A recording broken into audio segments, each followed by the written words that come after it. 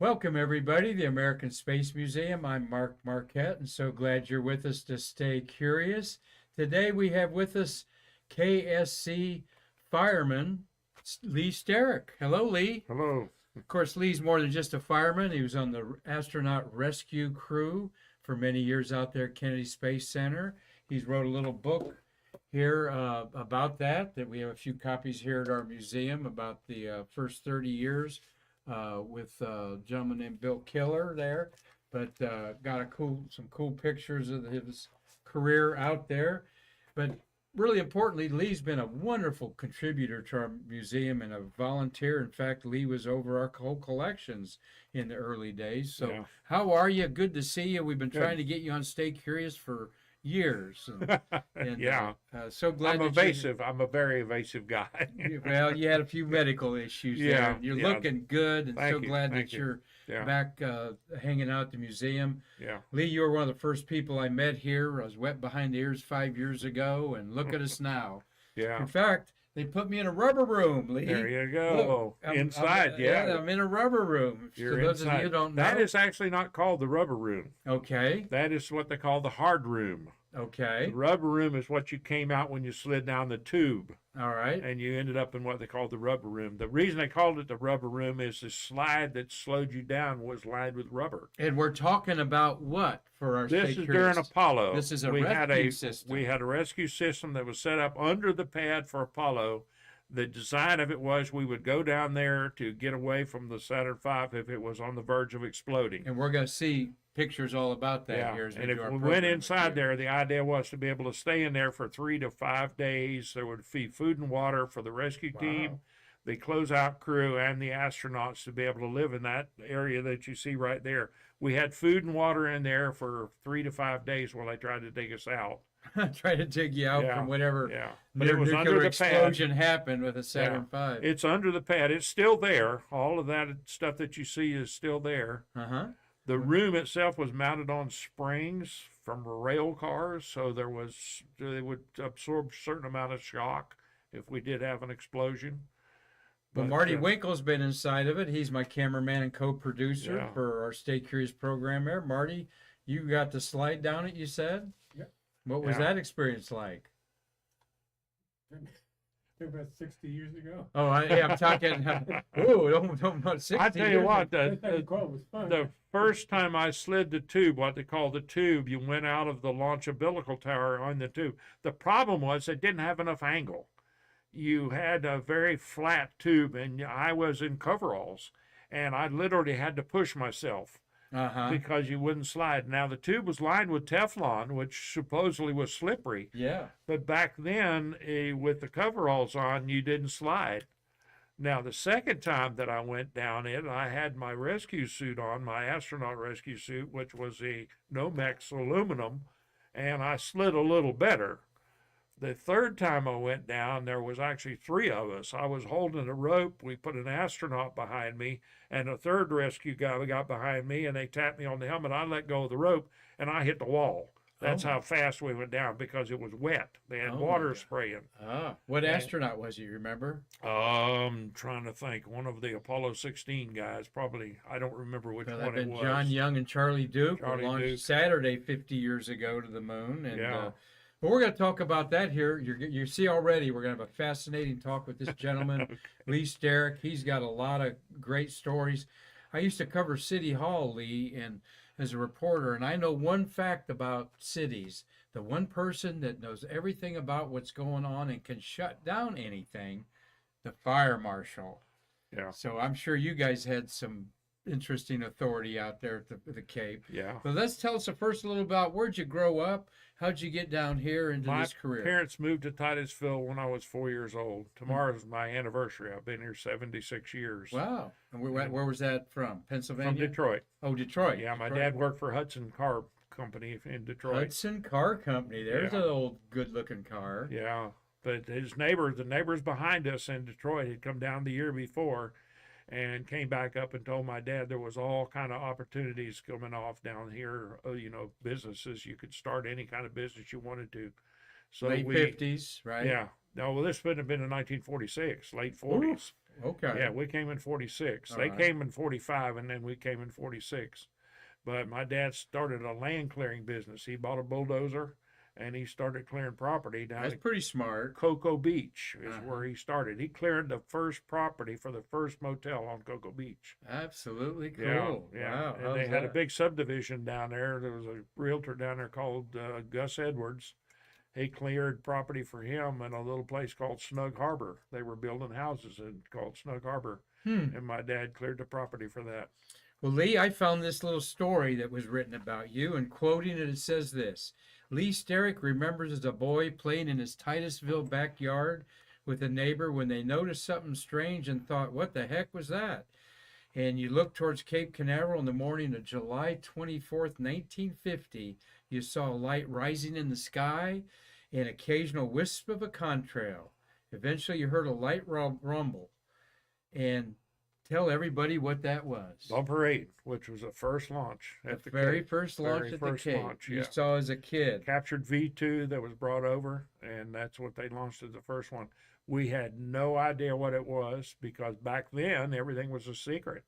Nobody talked about what they did over there. When the people that worked on the Cape, they didn't talk about what they did because it was a secret. But we saw that thing go up and heard just a little bit of rumble, not a lot because it was so small.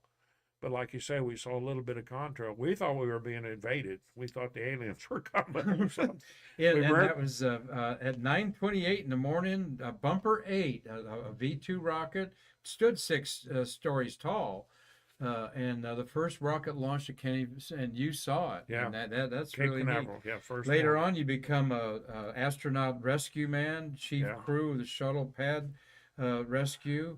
You were a lieutenant at the Kennedy Space Center Fire Department, and like I said, he's going to tell us about some of those stories. I know somebody is listening to these stories. Bill Calloway says hi to you. Know Bill? Name Remember Bill? And I'm sure Andrew Olivia's watching. Hi, Andrew. Margot Watson. Hello, Margot. And Tom Celentano. Tom, glad that you're watching Stay Curious today on this special program for me because, like I said, Lee's one of the old timers that hangs out with some of the guys show up here usually on Thursdays, and we're talking about Jack Martin and Yeah. Murphy Wardman, both 90 years old. Yeah. You're nipping at their heels a little bit I there, my just turned friend. 80 last month. Did you? Yeah. Well, good yeah, for you there. Yeah. Well, let's look at a few little. We're thank our Hyatt Place for sponsoring Stay Curious here at the Hyatt Place Studios inside the American Space Museum in downtown Titusville, where we take seriously that we are preserving the birth of the American space age right here where it all happened, and I call it the delivery room of America's space age, Brevard County, Lee, and we're exactly 11 miles away from Pad 39B where that Artemis SLS rocket is sticking there. Have you gone out and seen it? I have not been out to see it since they rolled it out. They restricted the rollout pretty bad. So, Well, you can go by Play Linda, you Yeah, know, and yeah. or I'm get going out there. closer. They're supposedly doing an open house, but I don't know if they. Right now, they've got it set up for the 23rd, and they've got another man launch at 23rd. So I don't know what they're gonna. Yeah, they do. Thursday Yeah. morning, they're supposed to launch Crew. That's the 23rd, Crew 4, Yeah. and there's a Starlink launch in the afternoon. Yeah. So we're And gonna. I be heard busy. this. We had Tom Engler, who is a NASA planner. Hi, Tom, and your crew there. Tom Engler was at a Chamber of Commerce luncheon yesterday. I was at Titusville, and he was explaining how Pad 49 is going to be built beyond 39A and B, Oh, really? and it's going to butt right up to the beach Oh, okay. and the road out there. Originally, there was Pad C was going to be up there, 39C. Okay, and they must call that 49 now. Yeah, kinda. maybe they've changed the there, name and- because I've got some pictures of the sign that says "Future Home of Pad 39C." Really? And if you go out the road, go by A11 roadblock, there used to be red lights up there, caution light, red light, and a green light if the pad was open or clear. And they had Pad C up there already, but they never built it, so they eventually took that sign Well, down. since we're talking about it,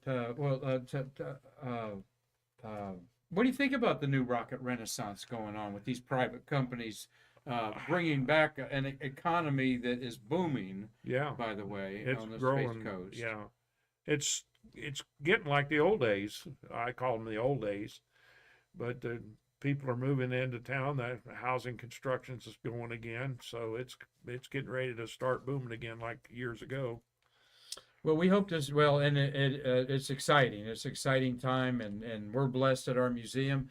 Saturday, we're doing a golden anniversary of the dawn of the space shuttle era at the Hyatt Place Hotel that we just showed you. It's free admission, and Marty and I will be bringing you the program, streaming it on our social media channels of Facebook Live, YouTube, Twitch, and Spotify. So if you're out of town, you'll be able to watch it, and we know Robert Law will be watching it from, he is in Dundee, Scotland right now, enjoying a Oh, wow. cocktail.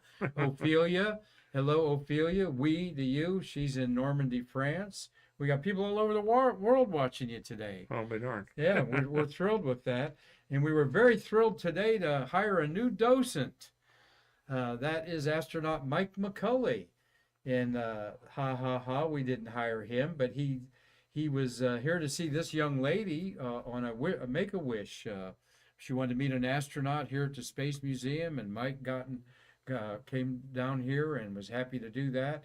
And he started giving a tour to Well, her good for family him. there. So thank you, Mike McCulley. And he's going to be one of our astronauts with Winston Scott tomorrow at the, or Friday at our celebration of the shuttle. Why 50 years? Because that's when the U.S. Congress okayed $5.5 billion to build the space transportation system 50 years ago. Lee, 5.5 billion sounds like a lot of money, but that's like $50 billion in today's 2020 money, yeah. money. Yeah. So let's start off with a little bit of that's not you, but you were like a Homer Hickam. Exactly. October Sky. If anybody's seen the movie October Sky, we had our own October Sky here in town. We made our own rockets. That guy's name was Glenn Higgs, and his dad had a tin shop here in town. He used to make tin stuff for people, and he made our nose cones and our fins. We made the rocket motors, and we also made the black powder that we used. And we launched 22 rockets altogether. Wow. The last one we launched was 13.5 feet tall, 6.5 inches diameter casing. And we launched it, and it went past an airliner that was flying by. Woo. And we decided to stop. We didn't want to take any chances of shooting down an airplane. Well, you were still a kid back then, or a young man? That would have been about 1958 or 59, somewhere along in that area. That had to attract a lot of attention around the neighborhood when you launched. No? Nobody knew about it. Really? We had a wall there on the backside. We launched from Whispering Hills, which is on the west side of Titusville. We always launched at an angle so it would go out over the river. I mean, the St. Johns River or the South Lake. We only recovered 2 of the vehicles that we launched. We put parachutes in 2 of them, and we launched them straight up, and we recovered both of them. But the rest of them, they went out in the the South Lake is where we figured. Well, they how were ended you up. doing that, and then got interested in being a fire? 1961, I had a friend of mine who was a volunteer fireman, and he talked me into joining the city of Titusville as a volunteer fireman. And I did that for a little over a year. And then the fire chief called me one day, and he said, I was working in a hardware store. I graduated from high school, and I was working in Titusville Hardware. And he called me and asked me, could I come over at lunchtime? He needed to talk to me. So I went over to the fire station, and he had one of the guys he had working for him. They had 4 paid men. He was getting ready to let one of them go, and he wanted me to take his place. And in October of '62, I started as a paid fireman with the city of Titusville. Well, you are a large man, okay, and that's an advantage of being a fireman, I think. Yeah. Heavy equipment. I bet he looked at you and said, "Hey, Yeah. can you lift? Can you pick that up and carry it over?" Yeah. Am I right? Oh yeah, for sure. Okay. Yeah. Yeah, but he's a gentle giant, believe me. He certainly is there. And we're talking to Lee Starrick, astronaut rescue, and worked out there at Kennedy Space Center. How many years? 35. Little over 35 35 years. Yeah. So you've seen a couple hundred launches under your belt. at Quite a least there. few. Yeah. Marty Winkle's handed me here that Titusville Hardware is now Play Linda Brewery. Yes, it is. So Yes. just a couple blocks away Yeah. from here. Is that The right? sign Thank you, on Marty. the outside still says hardware, Okay. and there's a sign up there advertising paint. We used to sell Sherman-Williams Oh, paint. okay. Now I And know if you why go that's there. inside of there are photographs inside of there of the hardware store that I donated to the brewery so they could put those on Oh, display. wow. Well, thank you, But I Marty, worked for in there bringing for that up. 6.5 years. Did you really? Yeah, when I started when I was in high school, and That's worked when I graduated. good old hardware stores, man. Yeah, I Have miss you, that have you hardware seen how store. much they want for a bolt and a nut these days? Yeah, About $1 a piece. yeah. I mean, We used to sell them. We had them in the bulk. We used to sell them one each, yeah, and we had bins full of nails. yeah. And when I first started working in a hardware store, that was not an easy job because there was so much to learn.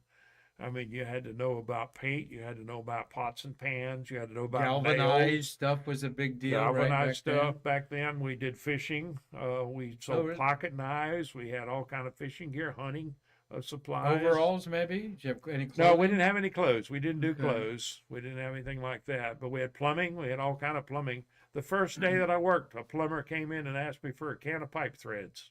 Oh, yeah. And I went looking for a can of pipe threads, not having any idea there was no such thing. Oh, is that right? Yeah, He was He playing was with you? playing with me, and I'm looking, and then they thought it was so funny. He and my boss were standing up there laughing. And, but Put there's- you on a snipe hunt right yeah, away there, exactly, huh? with a flashlight. That's a good one, Lee. Yeah. Well, Lee, you have certainly been an asset to our 21 years. We've had a museum. You've been involved with this almost from day one. Here's Lee giving a tour here to a bunch of students that I have a picture of you there with. And here's another picture of you with, tell us the young ladies. Kathy Thornton, the astronaut. Yeah. She flew on the shuttle. They had astronauts who were assigned to KSC that were called astronaut assist persons. Mm-hmm. And their job was to coordinate when the crews came in from Houston. They would set up times and do different things. They also set up the orbiter for launches. They would go in and set all the switches and get everything set up before the crew got here. But she did that for almost a year as an astronaut assist person, and they always said, "Be careful how you say our acronym. We're ASP. called ASP." ASP. And they said, "You make sure you put that P on ASP, there." ASP, yeah.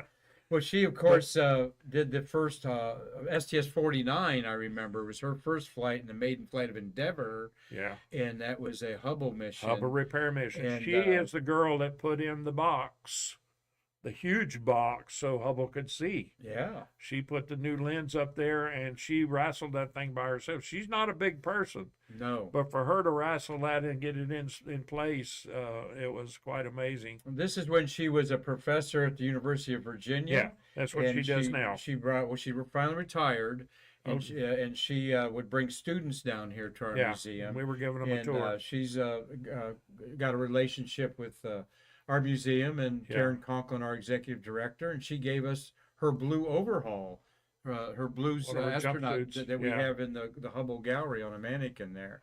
We were So, watching with her. She had 9 grad students there, and they were watching the video we have of a shuttle mission. And while we were standing there, I asked her, I said, "Do you miss it?"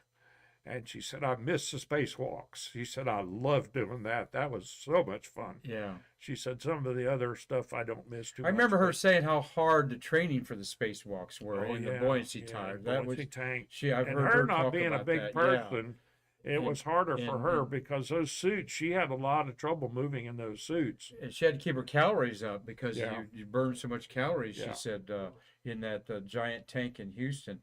But here's a bunch of your old early friends. A few have passed on there, but I threw this in here because, like I said, Lee Solid you were once over all the collections.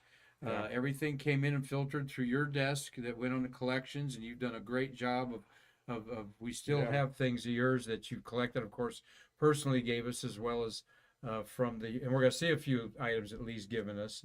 But you're responsible for this whole thing there. And kneeling down is Warren Lackey, and Karen is right behind Warren there, and Yeah. Charlie Mars is in the blue shirt, and there's your buddy Murphy Wardman's in the white shirt right there. There's Charlie, and there's Warren, Charlie. The lady is, and that's Karen. The lady is the sculptress Yeah. of all of this, Sandy The Storm. panels. Sandy Storm. All the panels that went on the Apollo Mhm. monument, and also the bust there that you see in the foreground of Kennedy. Yeah, she did that. She did that, and believe it or not, Carolyn Kennedy called her and wanted that. Is that She right? said that was the best likeness of her dad she had ever seen. And Sandy said, "Well, I'm sorry, the mold's been destroyed. There's only one, and it's gonna stay at the Apollo display." Imagine the that. Well, what do you museum. think about when you see this is a 20-year-old photograph Oh, it almost? doesn't and, seem uh, like it's been that long ago. but well, maybe 15. Yeah, we put those panels on one at a time around that monument. And Warren Lackey, to me, is a genius. I mean, he came up with this whole system He did. of how to do these monuments, and he also built the pylons where the bricks are. Yeah. Speak designed all of of what that. an accomplishment this is. This is in our Spaceview Park, just 3 blocks from our museum. This is a Eiffel Tower, a Roman Colosseum, whatever you want to call it, the Taj Yeah. Mahal, because there's only one like this place on Earth. There's over Yes. 30 astronauts in bronze handprints out there, Yeah. and you had a big part of that. Well, the people need to come down and see it, if nothing else, just to see the handprints. I mean, the handprints when the original astronaut retirees were tasked by the city of Titusville to build monuments, they had meetings to decide how they wanted to do it and how they could raise money to build these monuments. So they were going to all be down along the riverfront. And one of the first things that they decided to do was to go after the astronauts' handprints and have something unique. So they get the handprints and put them in bronze. So we have a collection.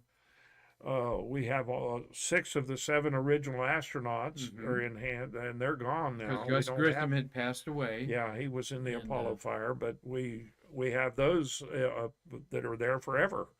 And we have many of the Gemini. A lot of the Gemini guys Yeah. are gone now. They're getting up there. We're losing some of the Apollo guys, That's right. and we've got a lot of those. So it's amazing when you can look at the handprints of some. It's a beautiful a homage, lot and you of- might learn something. When I looked at Deke Slayton's handprints at the Yes. Mercury Monument, Yes, Tell- Deke tell- Slayton should not have been an astronaut. tell him why, Lee. He has no ring finger. On That his would've- left that hand, would've- his ring fingers kind That of. would have disqualified him. He also was too tall. He was Oh. an inch too tall. A lot of people don't know that. Yeah. When he went to get measured officially, he stood on his head for 4.5 hours and compressed his spine Is that right? before he got measured so he could pass to get to be an astronaut. He wanted to be an astronaut really bad. Yeah, you'll find him hiding his left hand. Yes. I'd heard that that's the least. That's one of the digits you don't need that you could get Yeah. by with. But He hid that from NASA for 2 years. wow. NASA didn't see that for 2 years. Now, how did they miss that I for know 2 it. years? Yeah, I they mean, didn't say, "Well, let's see if you have all your toes and fingers." Yeah, Oh, but wait a they minute, you got one missing, there, Deke? apparently they never did that for Yeah. 2 years. I'll put a picture of that on Facebook one day. Yeah. Lee, Pardon me? is that Lee right there? That's Lee right there. Yeah, in the back. there. Yeah, in the And back. that's Joseph Adams, who's been involved there. The other 2 gentlemen, I think, have passed away. Karen told me there. Do you remember their names, Lee? Uh, 2 guys with the goatees there, the beard and goatee. oh, okay. I don't remember. This is Hendrick Okay. there, and the other guy with the Shorts. shorts on. I don't recognize him. But just Yeah. this museum was an afterthought when this Yes. was created. Yes. People came They, in your they office. started bringing stuff. They down at Miracle City Mall. They got a little shop down there, and people started bringing in souvenirs, stuff that they had collected through the years, and they started putting it on display, and that's how the museum got started.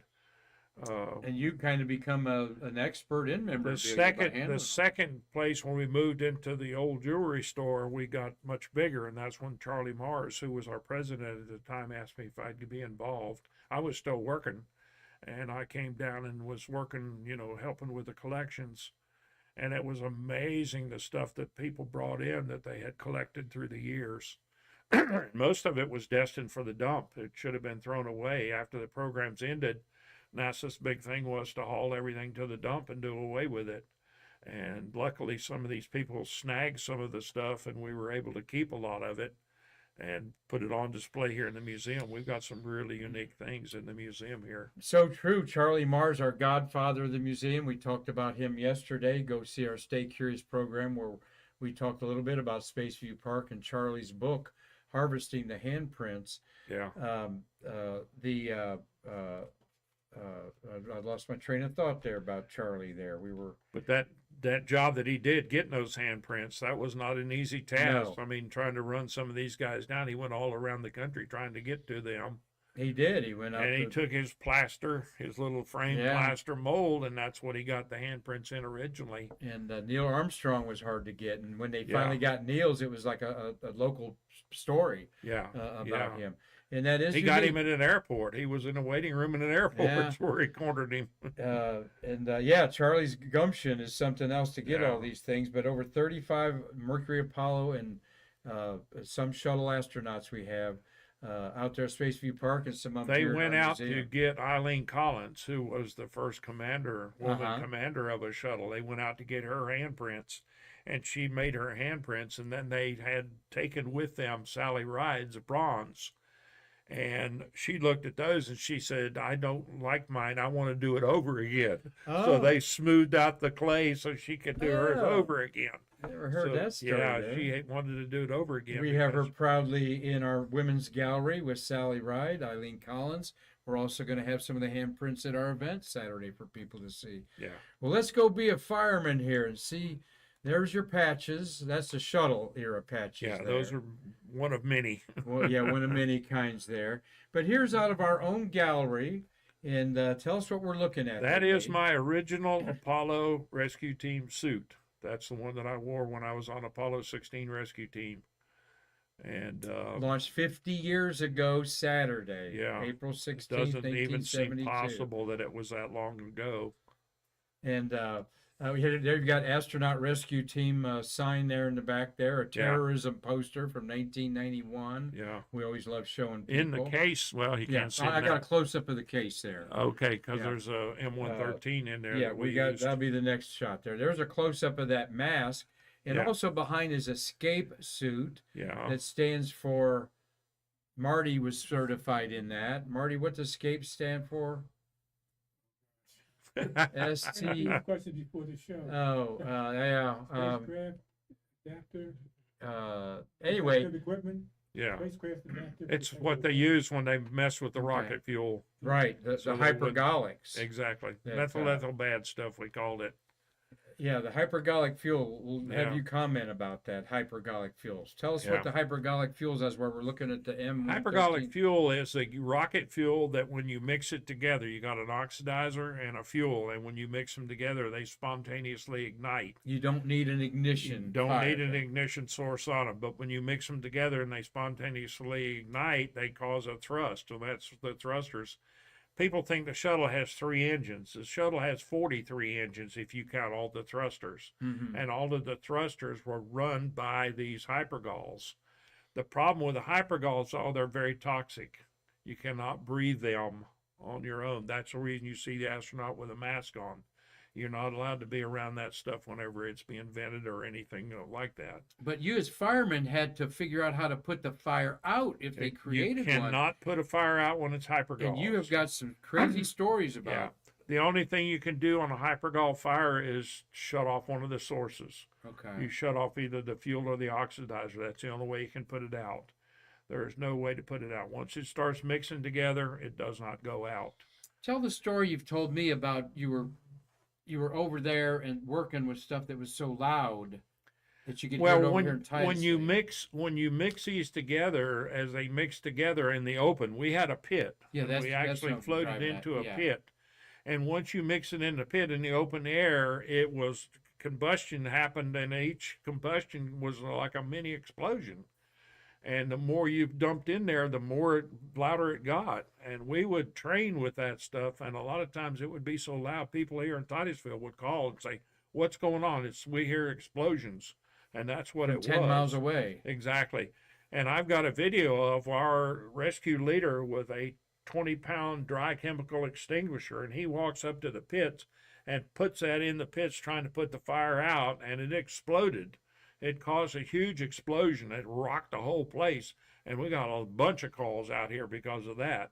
Yeah, we'll happening. hopefully have you. We'll have you back and have those videos one day. Okay. He's got that video's an awesome video, and then you Yeah. took a home movie of Apollo 16. from Yeah. how far away? 1,100 feet. 1,100 feet away. And how far did it move the tank? 60,000 pound armored personnel carrier moved it over 4 inches from the blast. Of the Yeah. launch of the Saturn I was V on the rocket. west side. Two other rescue tanks were backed into the bunker. They were protected by the bunker. I was out on the side. Apollo 12 got hit by lightning. They had no cameras on the west side of the pad to catch that real well.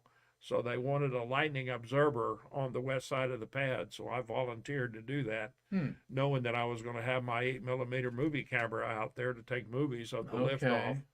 And that's what I did. And then the sand got to blowing so bad because we were so close to the launch that I had to close the hatch and wait till the sand quit blowing. Then I opened it up and took some more video. Man, a quarter mile away from a Saturn V rocket blasting off to the Yeah. moon 50 years ago, that Yeah. was, Lee. I asked the rescue leader when we got out there that morning, I said, what happens if this thing blows up? He said, I hope your will's in order. Is that what he That's what he said? said. That's reassuring. Yeah. Okay. Well, here's a few little memory lane pictures there, Lee. Tell Yeah. us about that. This is the back of the M113. You can see it down there. They were Number 2 there, Marty. Yeah. On the side of it. You the can black and white see, photo. yeah, those are back. We had ablative material on during Apollo. On the outside of it was like a stuff that was supposed to protect us from the blast if we were too close. The blast area for the Saturn V was 3.5 miles, and their saying was anything in that 3.5 miles would not survive if it blew up. So we knew that if it blew, we wouldn't have survived the blast. And how many were on the astronaut rescue crew? We had 6 guys on the rescue plus a rescue team leader. So Wow, 7 people. yeah. Very interesting. There's some of the memorabilia, some first day. Yeah, those were there. covers that they used out there. I mean, just like you know, they honored everything on postal covers back today. It was Yeah. so popular. Today, people don't even mail anything No, hardly hardly anymore. anything at all. But so this is a good little history of things where they would, Everything was very uh, commemorative back yeah, then. honor Every that. launch that went off was docked up. yeah. There's some patches and pictures. Yeah, there. we had many patches through the years. We worked for contractors. People think we worked for NASA. We didn't work for NASA. We worked actually for contractors who actually were contracted by NASA to provide fire service support. The patch that you see up on the top of the photograph there, the one that says PAD, Yes. I designed that patch, and Ken Havicott, who is a guy who does a lot of souvenirs, he made that patch for me. Oh, yeah. Hi, Ken. Great friend of our museum. And when I had that patch made originally, I drew it up, and he gave me what they call a thread chart, which opens up. There were like 450 different colors of thread, Oh yeah. and I had to take a line and draw to each one of those colors on there what color I wanted. And a couple days after I sent it back to him, he called me and he said, "We have a problem." And I said, "What's that?" And he said, "Most patches have 5 colors." And he said, "Anything above that, I have to charge more money for it." And I said, "Well, what's the problem?" He said, "Your patch has 13 colors." There were 13 colors on that patch.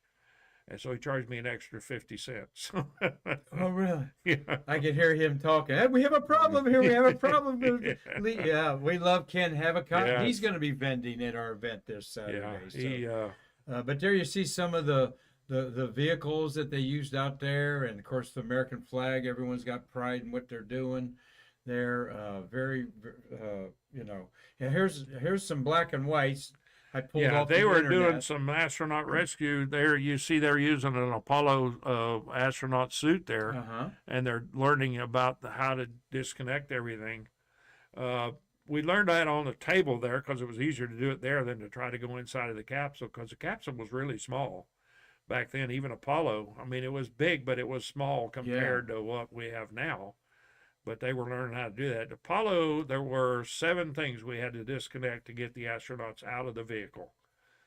Shuttle, we had 14 things that we had to do to get them out of there. So it was quite a more involved. There's a class picture of sorts. Are you in that, Lee? No, I'm not in that one, but Okay. this was on STS-1. They were doing training for STS-1, the first crew. And that was some of the guys on the rescue team that had volunteered. Just to show you, stay curious watchers out there, that you know, it takes a village really to Yeah. launch people to the moon and into space there. Some of And, these guys, like there's a guy in the back row there. He was an Army medic technician who was down there. They used to train with us. oh, really? And they were part of the rescue team if we had a accident and they would be involved in it. There were 4 of them that went with us. Those are some early pictures of the fire guys. Okay. And there's another little. Yeah, there's some. This Ken Havicott posted this, and that is the Japanese first woman in space, Morai. And she was given one of these postal covers or something. She was very interested. Okay. But I like the picture of the vehicle sitting there with the just moments after the Landing. shuttle landed. Yeah. There. Yeah. And but you You know, see the fire truck in the foreground there. yeah, Yeah. that's what Yeah. I like that picture. We had 3 trucks on landing, and we had the one at what they call the touchdown end, actually 2. As it went by, they went out on the runway and they went off to the side and followed it down. Then we had one at midfield. When it went by midfield, then the 3rd one came out. And then we had one at the far end that set up on the nose. all those shuttle launches, all those Apollo, all, you know, what I'm trying to get at and spit out is thank God you were never really needed. Yeah. All that training. Yeah. And does it surprise you that there wasn't a major 5 times I was out there when the shuttle engines lit and then shut down. Yeah. And we went to the gate 3 times. Pad They sent abort, us- Marty. yeah, wants they me to sent us- remind everybody a pad abort. They That s- had to have everybody on pins We and needles. went up to the gate. They told us to go to the gate and stand by because we might be going up to get the astronauts out. And luckily, we didn't have to do that. But we were ready to go up there if we'd have needed. But at 5 different times I was out there when it orbiter, and that's a scary feeling. Also, Lee, we're talking to Lee Starrick here. Spent 33 years at Kennedy Space Center working as astronaut rescue and fire crew. The times that that you weren't needed, of course. I mean, were there lessons learned all the time that you would go back and? Yeah, well, we were firemen first. We were regular firemen like a city. I mean, we had Okay. duties that we had to do. We had a fire inspection department, and we did fire. We did a lot of what they call on-site supports. Anytime they were doing a fueling operation or any kind of a hazardous vehicle, you know, with the Saturn V or with the shuttle, we had a fire truck there with a crew, and so we could be there quickly if something happened. Anytime they were unloading hydrogen or liquid oxygen or hydrogen, we were there with a truck. So did you go to like regular fire training seminars Yes. around the country? Yeah.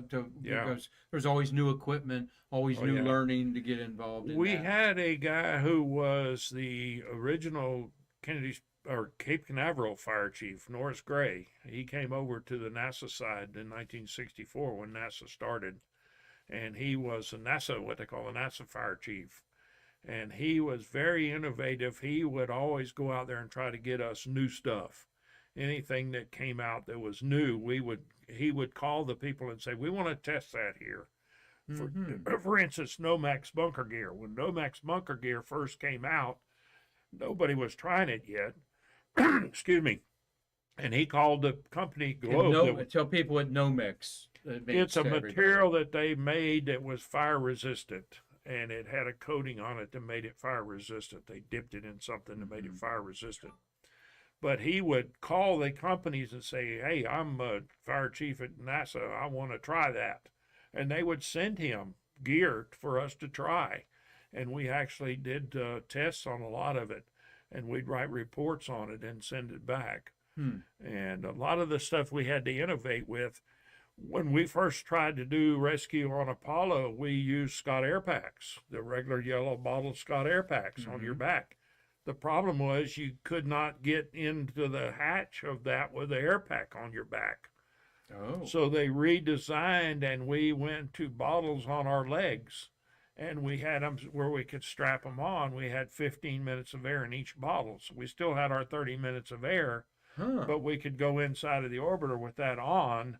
Inside of the Apollo, and we could go in there and we didn't have to worry about this bulky bottle on our back. That's Now, when we came time to do the shuttle, 7 people to rescue. We didn't have enough time. 30 minutes of air is not enough time to get everybody out of there. So we had to come up with another system. And they came up with what they call liquid air. We had an air pack that we wore on our back that was low profile, and it had a dewar in it that had liquid air in it. And that liquid air would go through a heat exchanger and it would turn into a gas, and we would breathe that gas. And what was nice about that was we got air that we would breathe at 55 degrees. So you would keep your core temperature down so you could work longer and you could continue. And those were good for about 2 hours. We had some people that actually had them on for over 2 hours. So we had more than enough time and more than enough air to make our rescue. Because anytime we went near the orbiter, we always were concerned about the hypergalls being exposed. Well, that is some new stuff. I'll stay curious. People out there haven't heard before. I'll bet there's a fireman or two out there that are watching. Marty, you got a comment, a question? I have a question for Mark Usiak. How much interaction did you have with Triple T, if any? With what? With Travis the Thompson, White Room? the White Room closeout crew. We didn't Leader early front. on, but later on during Apollo, especially during Apollo, we did. We started interfacing with them a little better. In fact, I went up there one time with a video camera and videotaped as a crew was going on board for a countdown demonstration test. We were concerned about, they were still using their bottle or their tanks. They had the little bottles that they carried on their hand, like a little thermos thing that they carried. And they also had their bags for their helmets. And we wondered where all of that stuff was going to be up there. And that White Room's not real big. When you get 7 astronauts in there, and which they didn't do all at once, but we were concerned about where these helmet bags went, where these air bottles went, and all that. And then they were just throwing them on the floor. So when they got, say, 5 astronauts inside the shuttle, and we had to go up there and make a rescue, then we'd had all this stuff we would have been falling over. So I took this videotape and we went to safety with it, and we said, hey, we've got to do something. So that's when they built the shelves in there, and they built the racks to put all this stuff so it would be out of our way. And we started interfacing better with some of the guys on the closeout crew that way. And one of the things that people don't realize, when we had the baskets up there, if they were right in the middle of loading a crew, we had 7 baskets up there that would hold 21 people, and that included the closeout crew if we had to take them down to the bottom of the pad with us. So that was set up for all of them, plus the rescue team, plus the astronauts. So we could take 21 people out of there and get them down to the bottom and put them in the bunker area. Thank you, Mark Usiak, for that wonderful question there. I'll pass that on to Triple T. Travis Thompson does every Friday usually, Tales from the White Room here. Okay. And you probably haven't seen Travis in a long time, but No, I have not. well, he volunteers down here, and usually on weekends and Fridays, Saturdays and Fridays. Well, we're enjoying a conversation here with Lee Starrick, and probably the most fun things I hear him talk about, he was talking about earlier, we're going to take you into, this is where the astronauts would stay 5 days, you say? 5 days? 3 to 5 days, they figured it would take that long to dig them out. But let's go into what is called the rubber room, and this is now that's the slide tube that actually connected to the side of the launch umbilical tower, the LUT, and that's where you started the slide. You would go down in that, and that was where you would actually start your slide. And then when you came out on the right-hand side there, that black hole that you see, that came out in that tray. Left-hand side there. Yeah, the left-hand side over here, that tray right there. That room, that part right there was all lined with rubber, and that's why they called that the rubber room, and that's where you came out when you slid down from the tube. Now, as you slid up that rubber, that would act like brakes because it was dry rubber, and you would stop on that. The problem was, when they put water, they had a water spray up on top, and when the water spray would come down to the tunnel, we always ended up with a big puddle down at the bottom. So when you came down the tube and hit that puddle, as you progressively started sliding up farther and farther up the rubber wall there, because of it being wet, you slid all the way to the end. The first time I came down with the 3 guys with me, we went all the way to the wall. I mean, we hit the wall hard. Didn't you tell me someone broke an ankle? We had a guy who broke 7 bones in his foot. He's crippled today. He walks with a limp today because of it. They got him off the side of the slide there onto the floor. he had a fireman's boot on, and his foot swelled up so fast it ripped the side of the boot out. Whoa. Now that's hard to do. I mean, that's pretty tough material made to fire boots. Man. But he had, I think, 11 or 12 surgeries to get his foot back in shape. They were talking about amputating there one time. It was so busted up, Wow. but they ended up saving it. Now, this is under pad 39A And B. and B also. And B. Yeah, they had it Okay, set up for pictures both here are pads. A, though. Huh? I don't know You don't which know. one they are. I'd have to. Okay, so they're both pads. But they're both there. They're As both far as there I know, still. the rooms are still there. Hmm.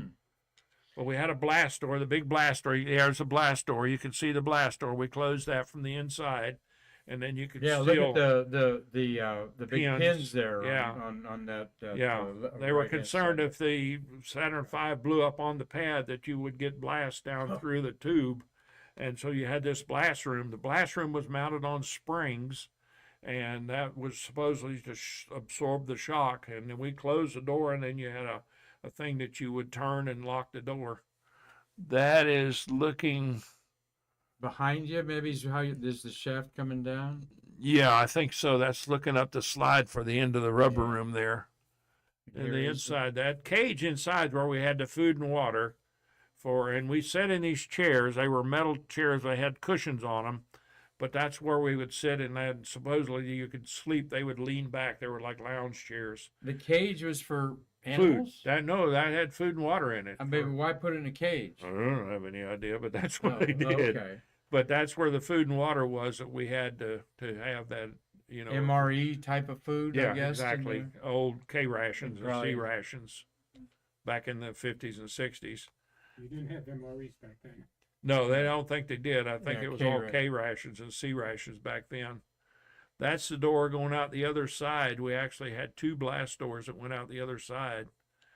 Now, supposedly they had that tunnel right there that provided fresh air from the outside. It went all the way out to the perimeter road of the pad, and they had these giant fans that would blow air through there to keep the room pressurized, to keep any toxic gases and vapors out of there. You Went hope. down that room one time. There's about, I'm going to say half a mile. And about halfway down through there, we were walking along in there, and there was not a lot of lights in there. I didn't have a flashlight. It got in there about halfway down. I heard this bzzz, and I thought, oh, man. Little rattlesnakes were in there, some little pygmy rattlesnakes, and I could hear them buzzing. Oh, So my I God. said, I don't think we want to go any farther. So we turned around and came back. And there's the last picture we have of the famed rubber room escape. Yeah, secure blast room. That's the room. blast room door right there. Yeah, looking through the side there. And Walter Script. You can see the big wheel. That's the big wheel that we used to turn to lock the door. Well, that's very interesting there. Well, Yeah. winding down. I had our a guy call me a few years back. They wanted to know if that room was still there, and he didn't know how to get there because the tube that they used for the LUT was gone.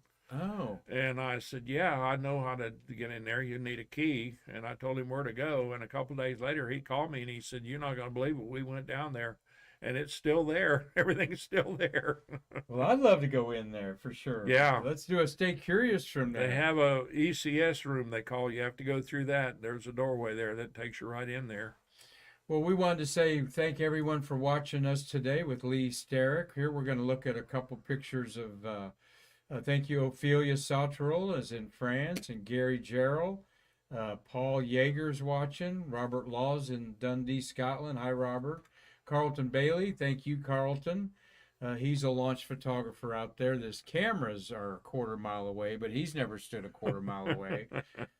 Thank you, Carlton. Dave Stange is in Michigan, one of our regular viewers there.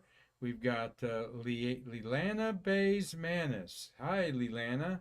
And Larry Pushkar, he's up in Michigan watching us above the Detroit area. There you I go. think he Good is. place. Hi, Eileen Dix. Hmm. She's thank you for watching us. And Keith Sewell, Professor Sewell's out there. And Professor Sewell's also a communicator now at Kennedy Visitors Complex. Tell us about this picture. Okay, that picture was STS-26. That was the first flight after the Challenger accident. That picture was taken by a remote camera that was 3/4 to a mile away, and when the shuttle cleared the steam cloud there and the sound hit that camera, it started taking pictures. Now, as you can see, the rescue guys are outside of the vehicle. They're not inside of the M113, and the problem with that was they were supposed to be inside at launch. On that particular vehicle, it was in September. It's hot here in September. That gear is hot. They were inside of the vehicle for about a half an hour and the count got stopped. So they got outside of the vehicle. About 20 minutes later, the count started again. So they got back in the vehicle. They were back in the vehicle about 15 minutes and the count stopped again. They got back out. They started the count again and they forgot to call them. They never called them to tell them that the count had started again. Really? They're sitting there, the rescue leader's sitting on the top of the M113 there. One of the guys on the ground yelled up to him. He said, "Hey, they're moving the beanie cap." Well, the beanie cap is the vent on top of the external tank, and they moved that at about 2 minutes before liftoff. And he turned around and he said, "Did anybody hear them start the count?" No, they never heard the call. So the next day, this picture went that afternoon everywhere. It was on the front page of the local paper the next day. I mean, everybody just loved it. NASA Safety saw that photograph and said that photograph's gone. It never happened. And they locked it up for 5 years. They wouldn't let anybody have it for 5 years because they were in violation of the procedure. They called the rescue leader and said, "We want a list of those names. Those guys are going to be terminated." And they went up and played the tapes and they forgot to call them. They never called them to tell them that the count had started again. So they couldn't actually fire them for something that wasn't their fault. So, but that's the history behind that. Wow. Another thing a lot of people don't realize, if you look on the photograph there, you'll see the cloud on the right-hand side's got a little brown tint to it. Yes, sir. That is an SRB. When the SRB residue mixes with water, it turns to sulfuric acid. And we did not know that. Nobody ever told us that. And on STS-3, I think it was, we had a southeast wind or northeast wind blew the cloud over the top of us. And it was raining sulfuric acid on us. And we had just taken our gear off. And everybody goes, "What the heck's going on?" We were getting burned and didn't even have a clue. So somebody mentioned it to somebody, and it got back to safety, and they said, "Yeah, don't get in that." So anytime don't get in that. Well, the wind's blowing it on us. Yeah. Anytime we had a cloud that came that way, we got in the M113s and we drove away from the area. So the bad part was a night launch. It was hard to see which way the clouds were going at night. And after that, they issued car covers. Yeah, they issued car covers Marty for says they everybody issued because car of that covers early for on. everybody. They sure did. Yeah, there was plastic covers they issued to anybody that had cars that were in the launch control area by the LCC. Huh. But, What kind of cars you have, Marty, to cover up? Remember? Toyota. A Toyota? Oh, right. Yeah, right. Well, every picture tells 1,000 words. Man, that is a heck of a didn't know anything about that lead. Yeah. When I got ready to put that picture, ended up on the cover of the book. They had just started releasing it. They're back in service again. Yeah, and that's the book he's talking about there, where he wrote it's on the a little front bit cover. about the history of the 30 years. It's called the first 30 Kennedy years. Space Center Fire Department, the first 30 years. See if you can Yeah. find that on your Amazon Smile account. That helps our American Space Museum. Well, we enjoyed talking with you. There's all the Saturn V rocket launches I thought I'd throw up there. Yeah. Every one of them a success, from Apollo 4 to Skylab 1, never a failure. You saw a few of them yourself. I did not see 500F, which was the first one. I missed that one. I was in the Air Force still. The But all the 500F rest was of- just the demo. Yeah, They yeah. never launched that. That Well, was the one beauty the first launch that Yeah, they did. yeah, Apollo. Some of them call it Apollo 4. Some of them Yeah. call it the 500F. I've So, heard numbers, both numbers. So everyone's saying this SLS is going to be the most powerful rocket launched. Supposed to be bigger. Marty's biting his teeth over there. How about you? Yeah, I think it's going to It's not be. comparing apples to apples. No, it's a whole different system. It's not the same. Why were A lot of people don't realize about the Saturn V. What was kind of unique about the Saturn V, 7.5 million pounds of thrust. When they fired it, it didn't launch right then. They held it down. till it built up that 7.5 million pounds of thrust. Couple, 4 or 5 seconds. About 6 seconds Okay. on average. Mhm. Some of them a little shorter, some of them a little more. But once they got the thrust built up, then they released it. There was big hooks that held it down, and then they Wow. released it. It went up. As soon as the engine bells cleared zero level, they walked it sideways 5 feet, and then it continued to go on up. Wow. Now, when I was taking my home movies of it, and it takes about 30 seconds for it to clear the tower, at that close of a range, that was an eternity. I didn't think that thing was ever going to go because it was so slow when it first started, and then it did the sideways walking, and then it started on up again. And I kept saying, go faster, because I knew if there was a problem, I wasn't going to survive. Yeah. Holy But cow. it wasn't noisy. People say, well, how noisy well is it? Well, all that water dumping on everything, it's blocked the sound pretty good. Mhm. Once it cleared the tower and got up above and went off to the side, then you started getting the noise. You got the reverberation through the air. You could actually feel your clothes move. Even 3 miles away, you could feel that. Wow. And what Marty points out is this is a liquid fuel rocket that has Yeah. 7.5 million pounds of thrust, and Artemis has got 2 pop bottle rockets on the side of it Yeah, that are going to provide most of its thrust. yeah. Still, I mean, it's an amazing accomplishment. We're Oh, not yeah. diminishing it, No. and we can't wait to see it, can Yeah, we? well, I'm Next year? looking forward to it. In there. So, well, we have had a wonderful conversation with Lee Starrick, and we are grateful for the Hyatt Place Hotel for sponsoring Stay Curious here, and hope that you can all come this weekend and see our event there. But Lee, thank you so much Okay, for you're a quite great welcome. conversation. Sorry it took so long. Is there something? I'm so glad that you're back to health because Yeah. you had us all worried there for a while, and I've had I some know you've had incidents. some. You were just as worried. I know a man that has stood in the 3 mile blast zone. That they say if a Saturn V rocket blows up, you're dead. Make sure you have your will. But here you are, man, to talk about the story, and we hope all of you enjoyed that out there with our Stay Curious people on Facebook, YouTube, Twitch, and Spotify. And anything I didn't ask you, Lee, that you'd like to share about our wonderful museum or No, your we're wonderful good. career? Everybody needs to come down. You need to see the Apollo monuments. You need to see all of the monuments. Got Mercury, Gemini, and Apollo, and Shuttle, and they're unbelievable. And then when you get through doing that, come to the museum. We got Yes. some really neat stuff here. One of a kind stuff here. Many and, one of a kind. and things you're here. one of the people that helped collect all this in the early Yeah. days, Lee. Thank you for all you've done There's for a the lot American of things Space here. Museum. I am privileged just to be among all of you warm friends that have lived this, that have put this together. Some of the gentlemen we mentioned, like Charlie Mars and Murphy and Jack and so I don't know if forth. anybody tells you or not, Mark, but we appreciate your help and all the stuff you've done for us. Well, thank you. You've been a good guy for us. We appreciate anybody that people get very enthused about the space program, and you're one of them. And it's good to see that still.